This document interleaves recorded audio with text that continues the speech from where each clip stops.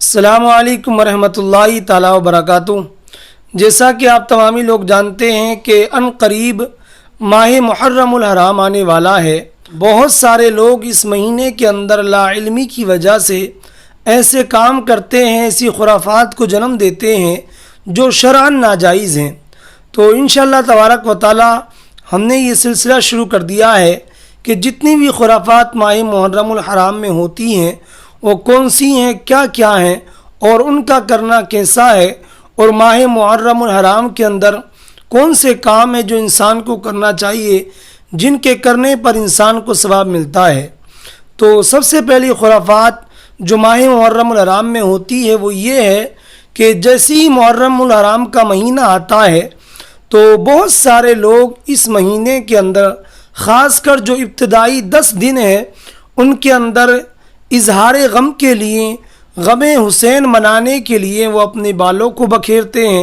اور اپنے کپڑوں کو پھاڑتے ہیں، اور وہ یہ خیال کرتے ہیں، یہ گمان کرتے ہیں کہ جو کچھ بھی ہم کر رہے ہیں، مثلا بال بکھیر رہے ہیں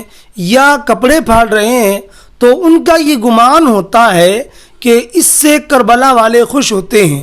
یعنی شہیدان کربلا جو بھی کربلا میں شہید ہوئے وہ خوش ہوتے ہیں، اس طرح ان لوگوں کا گمان ہوتا ہے، اس لیے وہ کپڑے پھاڑتے ہیں، سر کے بال بکھیرتے ہیں۔